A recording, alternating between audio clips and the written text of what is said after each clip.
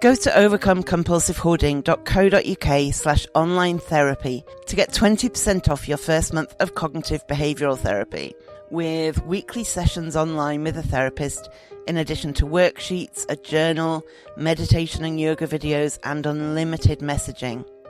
There's strong evidence that CBT can help people who hoard, and accessing therapy online can be affordable and accessible.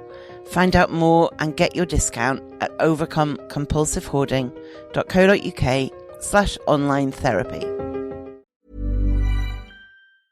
A lot can happen in 3 years, like a chatbot may be your new best friend. But what won't change? Needing health insurance. United Healthcare Tri-Term Medical Plans, underwritten by Golden Rule Insurance Company, offer flexible, budget-friendly coverage that lasts nearly 3 years in some states. Learn more at uh1.com. A lot can happen in 3 years, like a chatbot may be your new best friend. But what won't change? Needing health insurance. United Healthcare Tri-Term Medical Plans, underwritten by Golden Rule Insurance Company, offer flexible, budget-friendly coverage that lasts nearly 3 years in some states. Learn more at uh1.com. Wow! Nice! Yeah! What you're hearing are the sounds of people everywhere putting on Bombas socks, underwear, and T-shirts made from absurdly soft materials that feel like plush clouds. Yeah, that plush. And the best part? For every item you purchase, Bombas donates another to someone facing homelessness. Bombas. Big comfort for everyone. Go to bombas.com/ACAST and use code ACAST for 20% off your first purchase. That's bombas.com/ACAST, code ACAST.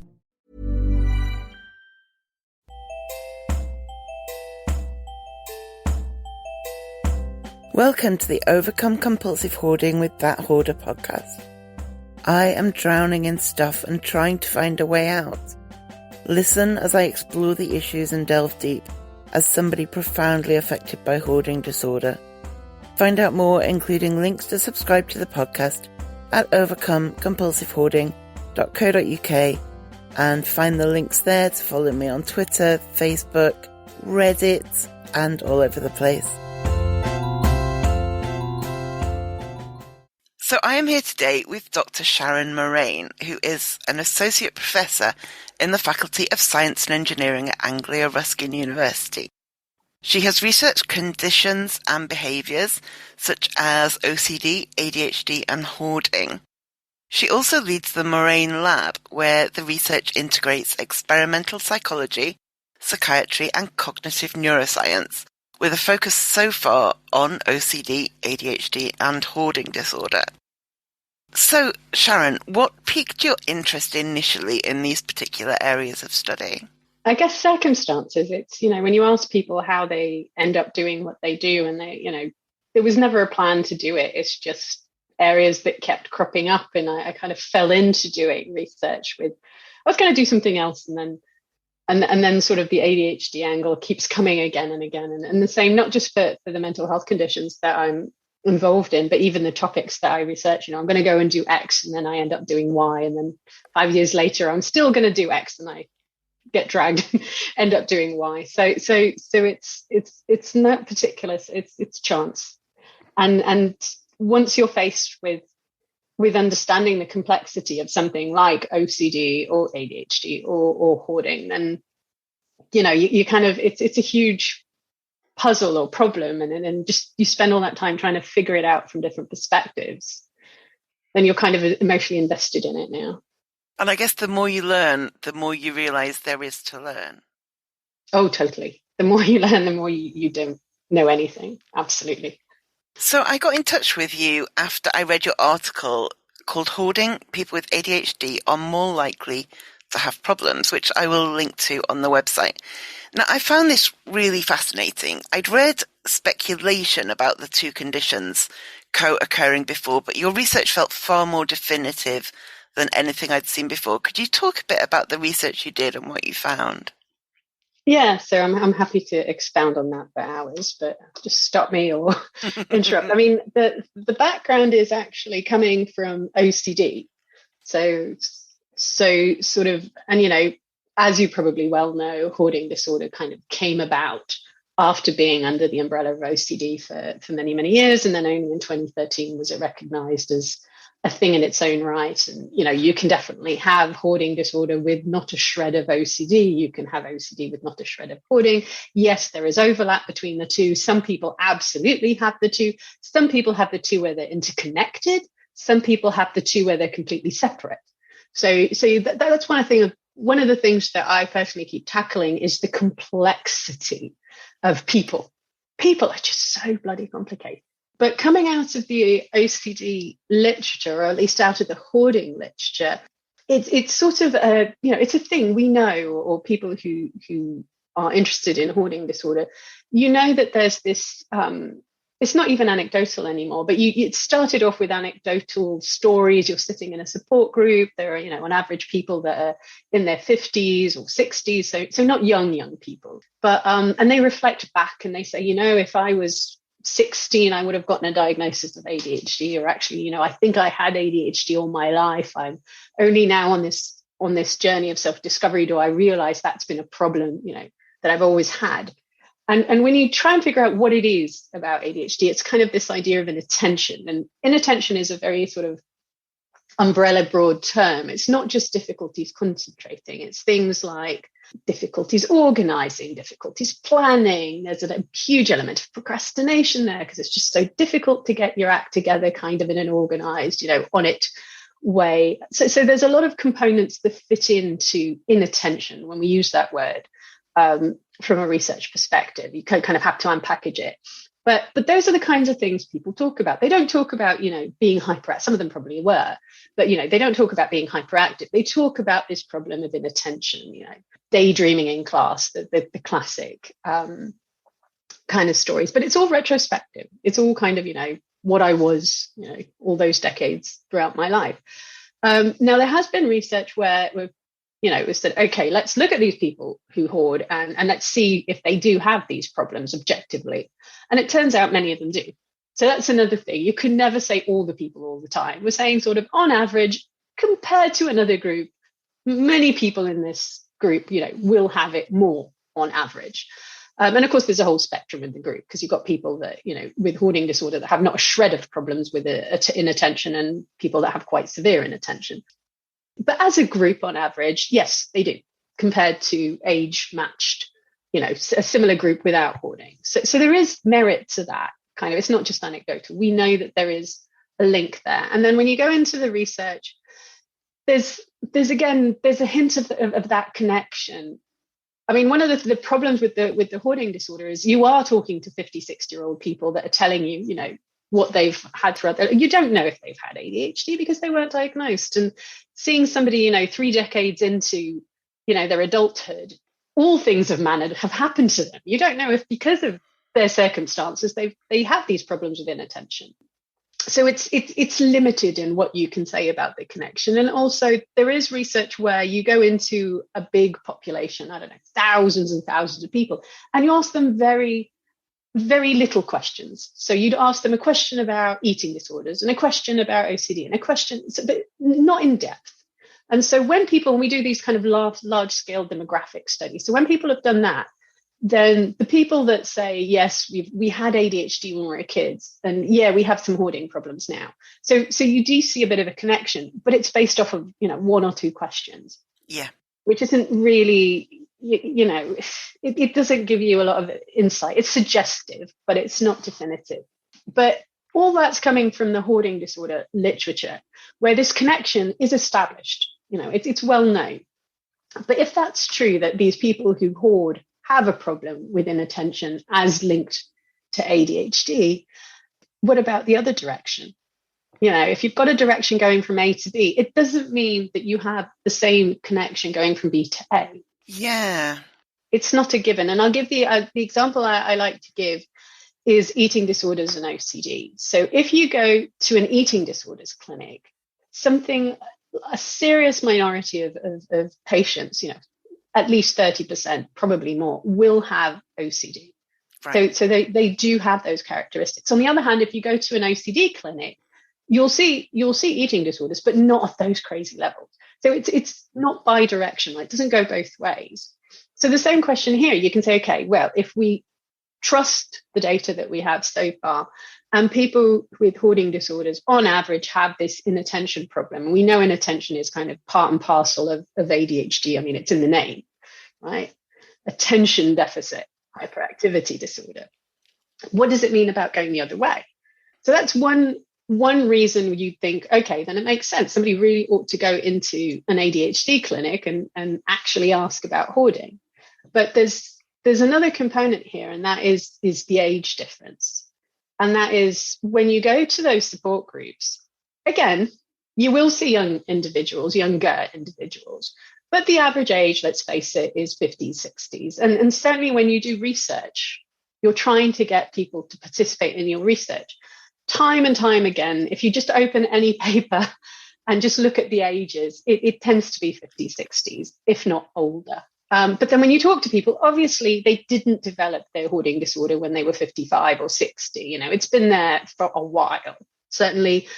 And when you ask people about, when did it start, they do tend to say, 20s in the least, sometimes late teens. So there is sort of an acknowledgement that this thing has been around for a long time, but we can manage to pick people up just from a practical perspective to do studies.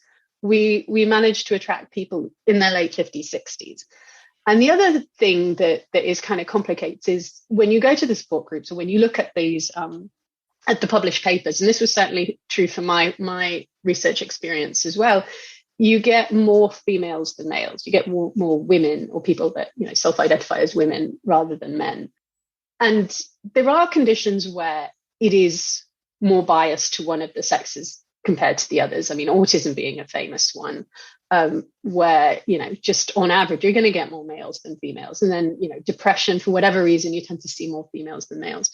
So it could be that hoarding just is one of those where there's more females than males. But if you remember those those studies where I said, you just ask, a few superficial questions, it turns out that there's no difference between the females and the males. So they're not gender biased. It's not a condition that's gender biased. And OCD isn't either. So then why are we seeing all these females come forth and agree to do the studies and come to the support groups? We see males, but not the same proportion. So where are all those younger males, I should say, and where are all the young people in general that hoard? Do they not seek help for any problems? If they have inattention problems, then we can pick them up maybe in the ADHD clinic because they're going to complain about ADHD. So that was kind of the backdrop of why to do the study. It was basically somebody ought to do a study and then nobody wanted to do it. And I was like, oh, right, well, if I get funding, I'll do it. And if I don't, I can't do it. And then I did get funding for it. So I did it. And it was exactly as I described. Go into an ADHD clinic, an adult ADHD clinic, and start asking about hoarding. And that's exactly what we did. So there's a CPFT, so one of the NHS trusts locally, that's a mental health trust, and it runs an adult OCD clinic across several local towns, including Cambridge and Peterborough and Huntingdon, and basically asked everybody in the clinic to please take part in the study.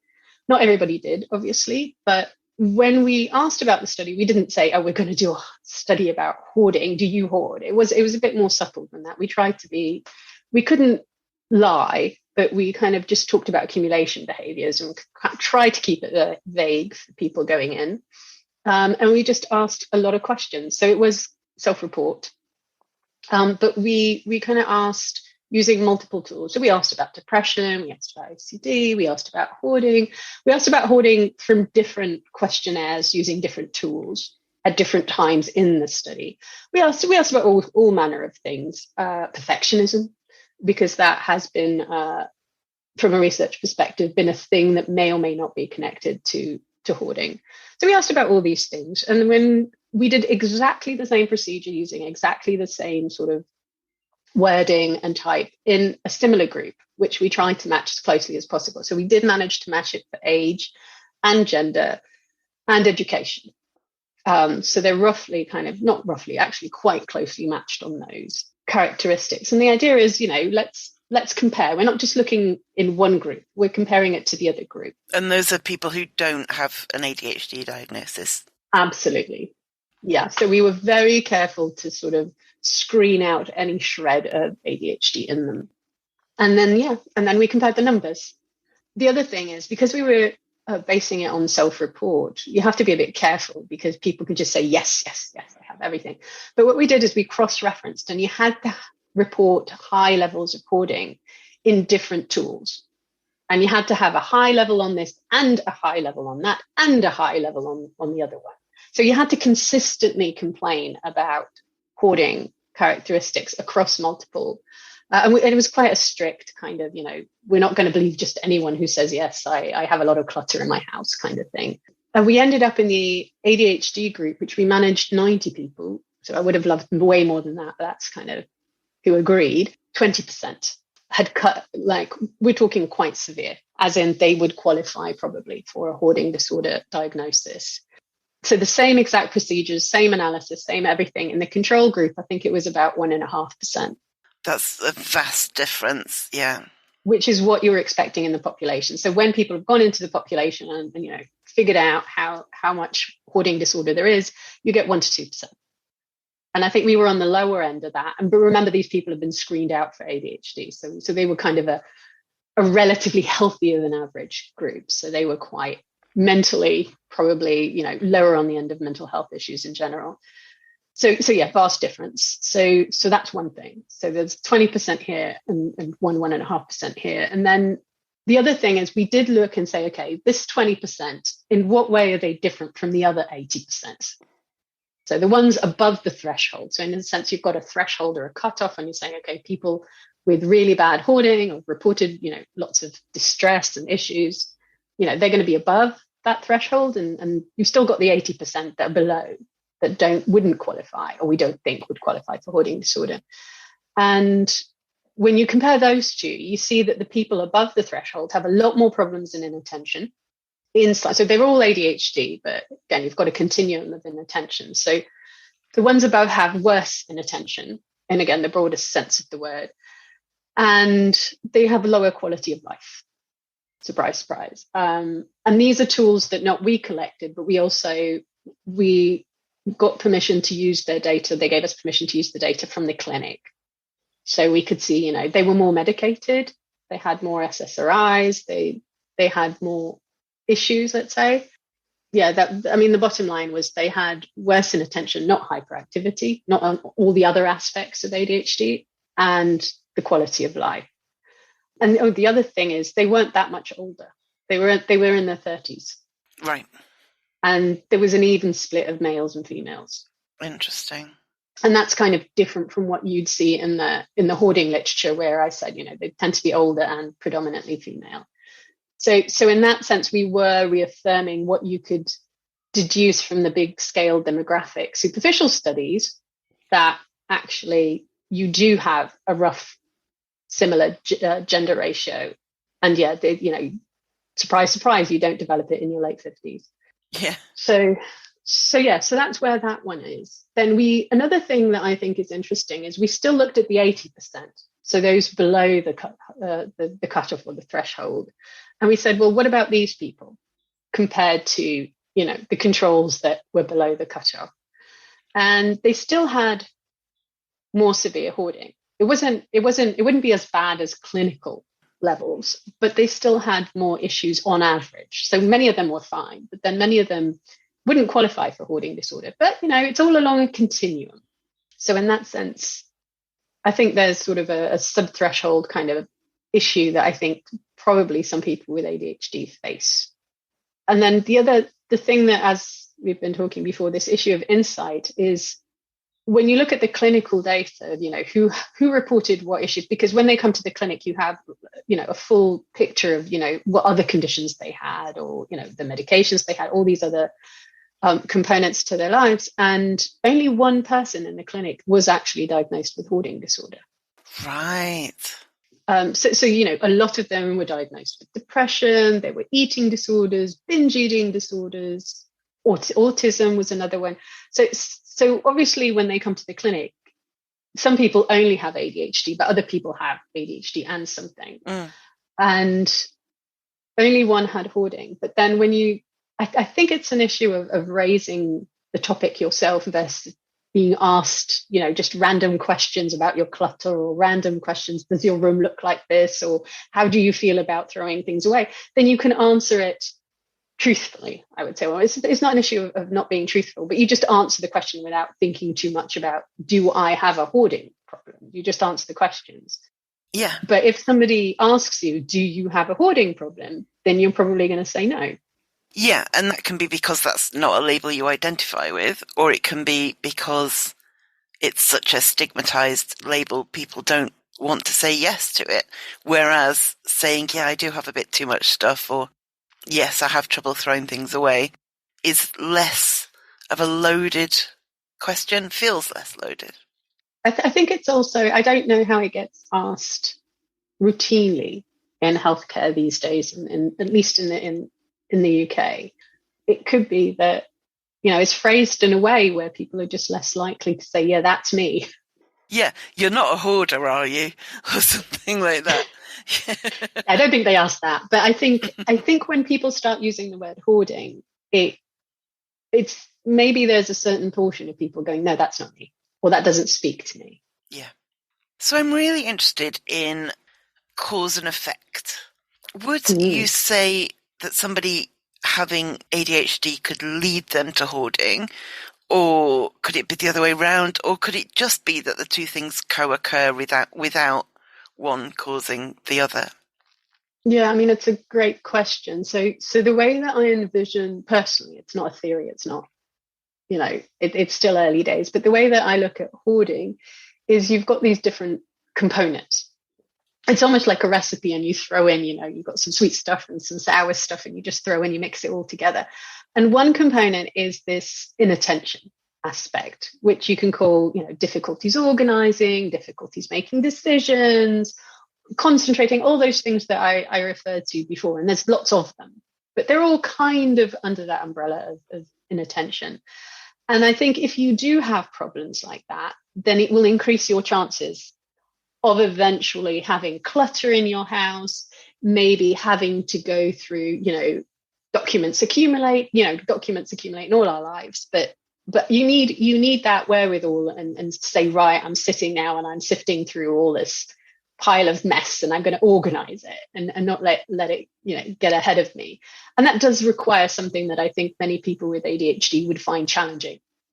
And it's the kind of thing where the more you put it off, the more challenging it can become. So you can imagine some people with ADHD living in a more cluttered environment, trying to organize their stuff, putting it in piles everywhere, and they're not really sure what's in each pile or how to cope with the piles. So you can see the connection there from a kind of cognitive perspective. Yeah. But there's another component there, which I'm not sure is addressed enough in the ADHD literature. I mean, it is obviously addressed, but that is the emotional component. And we know that any adverse life events, any kind of, personally traumatic issues will increase any mental health condition. But I think there's a special connection with hoarding. And that kind of relates to maybe that, the technical term is sort of, I think, excessive attachment. But that idea of having that emotional aspect. And I guess a lot of things when we talk about mental health, I see everything in shades of gray, or I see things as continuums. Everything in my head is like, people vary in along continuums and stuff. And so many people will have a childhood, safety attachment object, your favorite blanket, or your teddy from when you were 5, and it's even like the stuff that belongs to your loved ones. So you'll see a lot of parents keep, their child's first whatever, and have all this emotional attachment. Now, it's just an object, it's just an old T-shirt or what have you. But, my mum saved this dress of mine from when I was 4 or 3. It's just a dress. It's a tatty old dress, but obviously it means so much for her because of the memories and the emotion. My mum's still got our teeth. First baby teeth. Yeah, absolutely. So I think there's an aspect here that most people can resonate with. Yeah. That thing of that extension of something to emotion and that sense of belonging or attachment, whatever you want to call it. Now that's along a continuum. So we've got those things where I think a lot of people can either nod because they've experienced, or they nod because they can relate to it, or they know somebody who will have. You extend that all the way to sort of, with hoarding, people can report strong attachment to things that many people wouldn't really get why you're attached to these pieces of paper, or these, things that maybe somebody else would say is trash. You'd be horribly offended, and you'd say, no, that isn't trash. But you don't get that same sense of understanding that you had with, the childhood teddy bear, and then, your children's first curl and that stuff. So that aspect of attachment, you can think, well, I get the attention in the ADHD side. I don't necessarily get the attachment side. But I think some of that is probably that you do sort of the attention bit is kind of priming you to be sensitive to this. And then if you end up in a situation where you've had an adverse life event, or you've experienced adversity, it can tip you over. And so one of the things we didn't do, and somebody should be doing, is going back into the ADHD population. And first of all, seeing again whether it's there.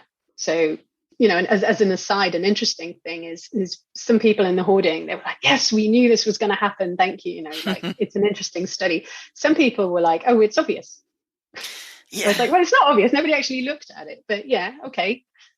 You've looked at it in people with OCD and hoarding and ADHD, but that's not the same as just looking at the other population. So that's kind of the sentiments you get in the hoarding disorder literature. I have to say that the ADHD literature is kind of agnostic, in the sense of we don't entirely believe this. We're very suspicious of it. And that really speaks to this, I think, compartmentalization of how we view mental health, because we do it by labels, right? We say, you have OCD, you have hoarding disorder, you have ADHD, you have X. But at the end of the day, it's the same person. Like, a person can have A and B, and actually not a full-blown hoarding disorder. Maybe they have some flavors of it.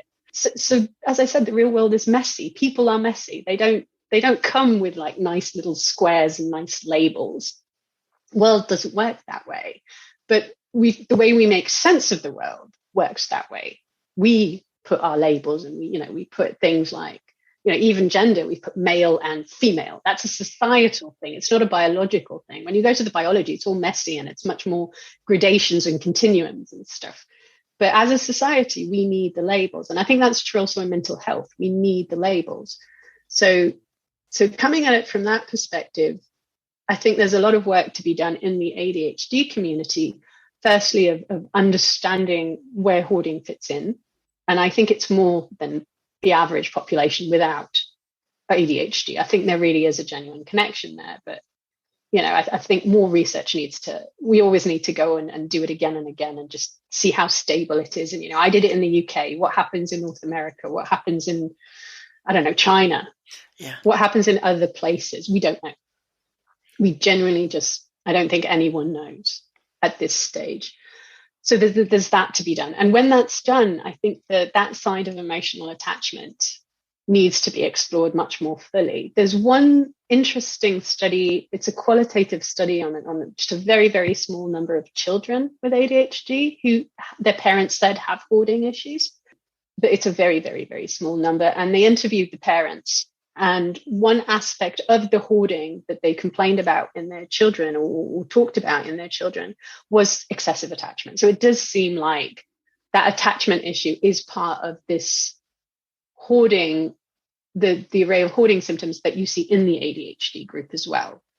But we don't know yet, because nobody's looked at it. So that's something to look at, as is the attachment issue working the same way in the ADHD group as it's working in people who just report hoarding without ADHD? I don't know yet. I suspect it does, but we don't know exactly how it works there. Yeah, and then the issue of insight as well. We don't know we don't fully understand it within the hoarding community, or within, people who hoard with no additional issues. We don't fully understand it there. So to understand it in the ADHD group is, again, something because people did endorse it. Once you ask them about clutter, they say, yes, I do have clutter. But I don't think they really picked up on the fact or said, yes, we are people with hoarding issues. I mean, the interesting thing as well is they were in their 30s. Mm. And as I said, there is a gender issue. And I think the gender issue is related to insight. Right. So I think women, for whatever reason, it could also be a role of society. We know women seek help for mental health issues on average across the board more than men. I don't know. It's still early days in terms of how that's playing a role. I wonder also whether just society's role that women are meant to be the clean and tidy ones makes women more conscious if they're not.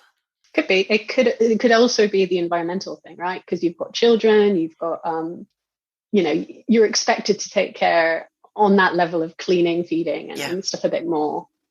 Then I think it would come to the forefront.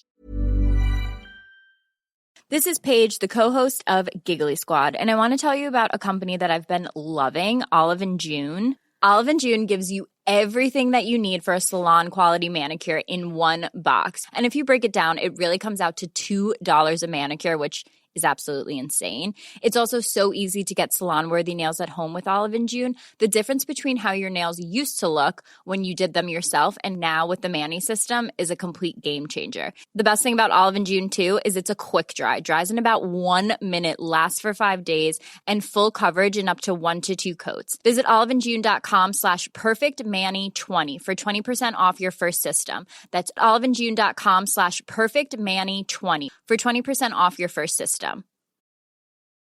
A lot can happen in 3 years, like a chatbot may be your new best friend. But what won't change? Needing health insurance. United Healthcare Tri-Term Medical Plans, underwritten by Golden Rule Insurance Company, offer flexible, budget-friendly coverage that lasts nearly 3 years in some states. Learn more at uh1.com. I know that your work is research and not therapy or treatment yourself. But if somebody who is listening has ADHD or suspects they do, as well as hoarding disorders, is there any research or knowledge about how they can progress, how they can try and improve things? Yeah. I mean, first of all, it's in the UK specifically, you can go to your GP, have that conversation. I think nowadays getting on a list, getting to see a psychiatrist is going to take some time, but I still think it's a worthy pursuit, as in talk to a professional. That's their job, right? It's their job to diagnose and to provide support. So, and I do think that the way society operates, sometimes having a label can be valuable.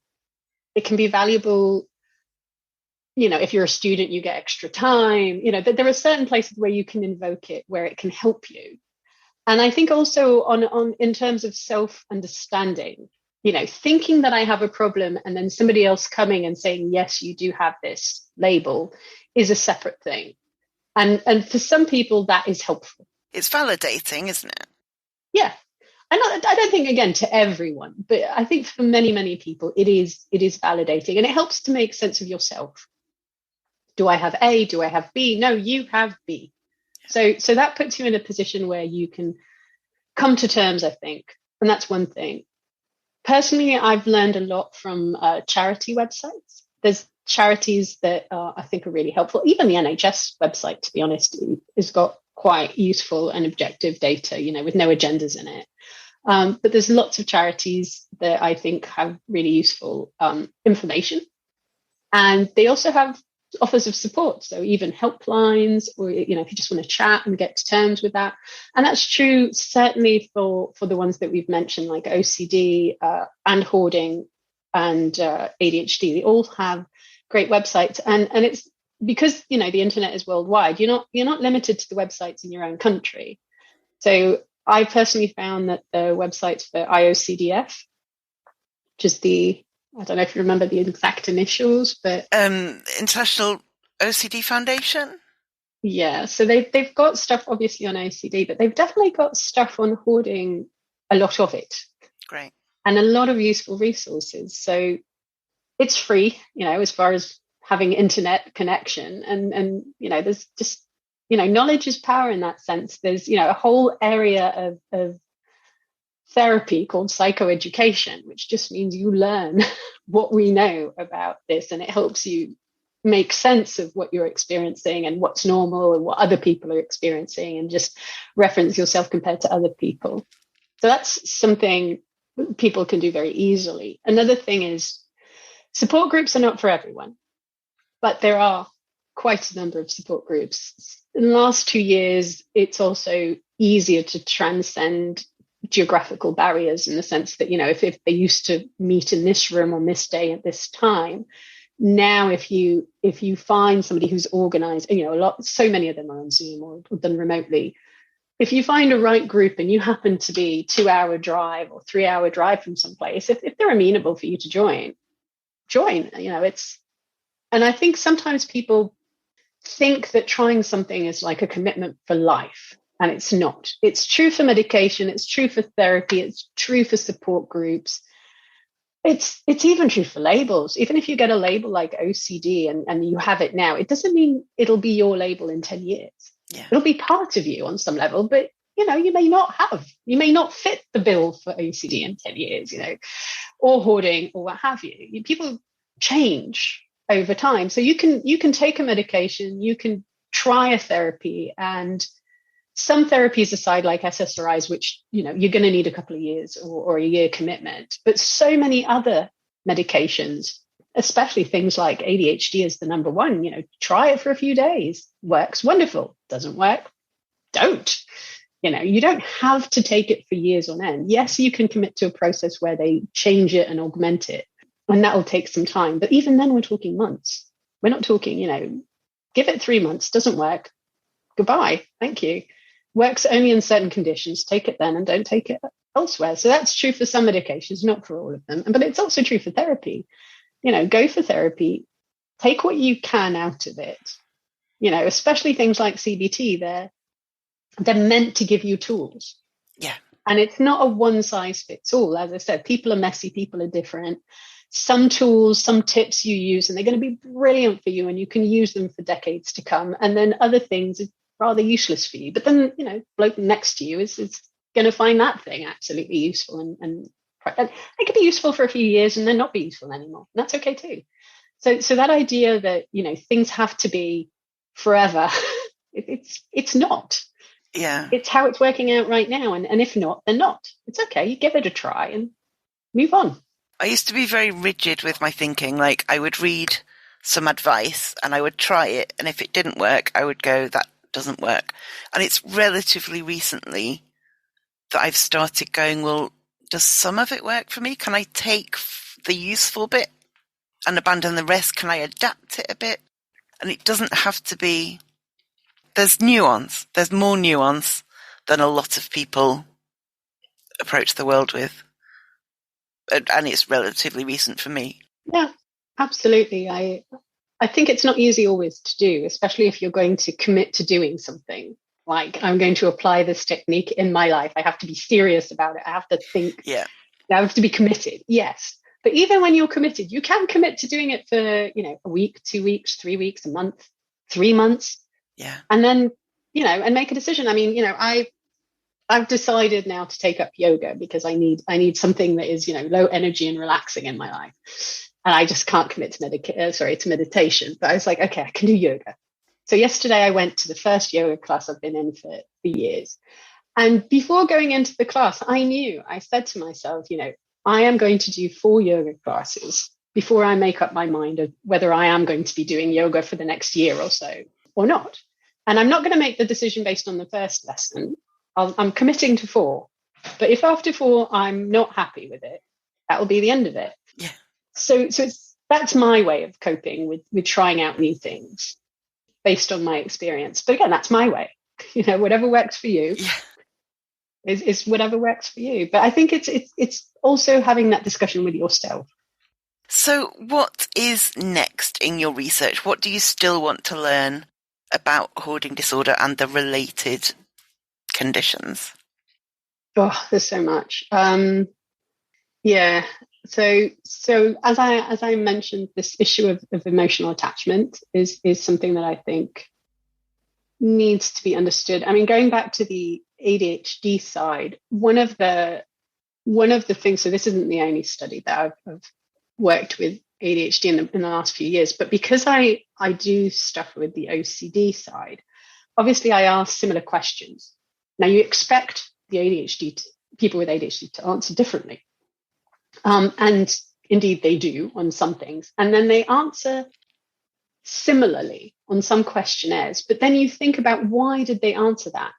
And the reasons that they answer are different from people who have hoarding or people who have OCD. And that's something to say about the questions that we're asking, where we're kind of asking the question and we're just interpreting the answers in one way, but actually the answers are so much more layered, or they're coming from a different way. And one of those is kind of self-doubt, which I think is really, really interesting. So OCD has been characterized as the disorder of doubt. Like, it's a massive thing in people with with OCD. Not all of them, obviously, but there's a massive component of self-doubt here. And I think one of the things is it's often not justified, right? It's like, did I close the door? Did I not close the door? I've got a bad memory. You don't have a bad memory. You've got OCD. That's what's going on. But when you ask people with ADHD whether they doubt, they also say yes. But I think there it's different. It's different because if you've grown up, and remember, as things stand right now, to have a diagnosis of ADHD, you've had to have it since childhood. Yeah. And we're talking about people who are adults. So those are the people I work with.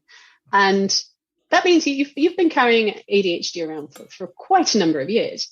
And so by virtue of having ADHD, you're going to doubt yourself, right? Because you have problems with inattention. It's not, with OCD, people think they have a problem, but actually on average, they don't.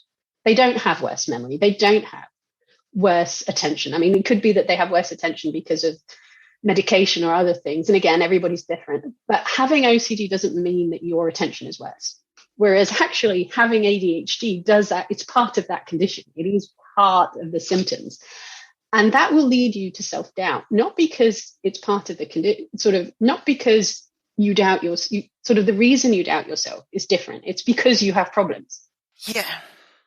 That's something I don't think is fully explored in the ADHD literature, of that consequence of having ADHD all those years. It makes you different.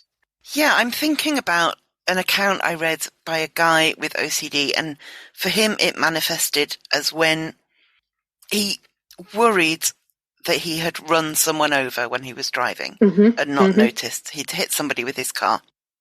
And he would be fine when driving, but then he got home and would worry so much that he'd hit someone with his car that he would go back out and redrive the route to check there was nobody in the road. And I was thinking of that when you were talking, because in that case, the evidence in terms of you'd feel it if you hit somebody with your car, or you'd know about it. So all the evidence can reassure him that he didn't hit somebody with his car.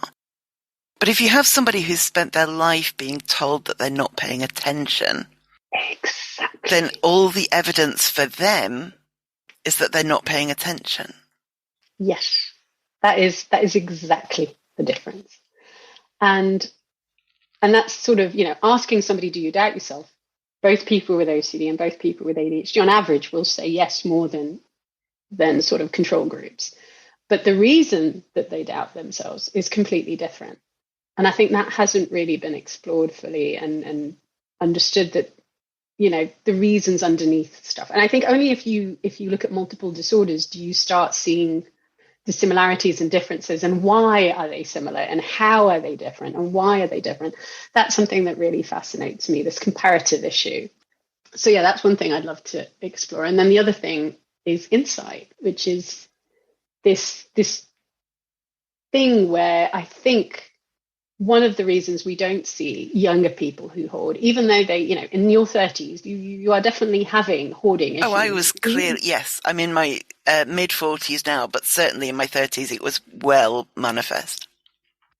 But you don't see 30-year-olds on average. Again, you see them, and apparently, you might increasingly see them. But up until now, on average, we still see more 50-year-olds than we see 20-year-olds or 30-year-olds. And the question is, why is that? Is it that it takes time for hoarding to develop to get really bad? Is it that there's an issue here with self-discovery or self-insight? Is it both? That's, again, something that I think could be explored more. And that issue with the gender, why is it that we see them more females? Is it that there's an issue of insight more in the males? Is it something to do with society? Don't know. So those are just a few of the issues where I think looking at it more closely could help. So where can people find out more about your work? So the paper is published in an academic journal, so it's been peer-reviewed and published. So the conversation piece is sort of, again, on a website, freely available. I will link to that in the show notes. And then if anybody actually wants to read the actual research describing exactly with all the numbers and stuff, that's also actually freely available. So they're welcome to download that and have a look if they're interested. So thank you so much. It's been really interesting hearing about your research and what it could mean. I think it could, have a really potentially useful impact in the way people are treated and understand themselves. Great. Well, thank you for having me. In just 1 second, I'll give you my top tip of the week. In the meantime, please do subscribe to the podcast, review it, 5 stars would be amazing, and share it with your friends or anyone who might be interested or who might benefit from it. It all really helps. To find more ways to support the website, the podcast, and my overall de-hoarding project, go to overcomecompulsivehoarding.co.uk/support. Now, back to your top tip. So my top tip this week is actually from a listener who wants to remain anonymous. They said, I have a tip that might not help you but might help other people listening. My apartment can get out of control because in addition to disorganization, I have disability. I have a trash grabber that people use when they're picking up trash on the side of the road.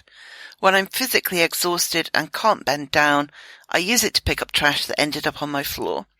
Sometimes it's kind of fun to use, so I end up picking up a lot of trash just because it's fun. In addition, I can pick up trash while doing things like using the bathroom or soaking my feet. Sometimes I need to sit down, but there's enough trash within the reach of my grabber that I can still be picking up things on the floor while sitting down. Now, they also went on to say, however, I know it's another thing to buy, so it's important to think through if you'll actually use it or if it will just add to your stuff. So, thank you, listener. I think both parts of that are important. Sounds like it's massively helped you and it may well help others, but also don't let it just be another acquisition that sits in your home and adds to your clutter. Okay, thank you for listening, and I will speak to you next week. Thank you for listening to the Overcome Compulsive Hoarding podcast. You can find more online at overcomecompulsivehoarding.co.uk. You can find me on Twitter at @thathoarder and on Facebook at Overcome Compulsive Hoarding with That Hoarder. To find out more about how you can support this podcast and the overall project, go to overcomecompulsivehoarding.co.uk/support. And do subscribe to this podcast so you make sure you don't miss any future episodes.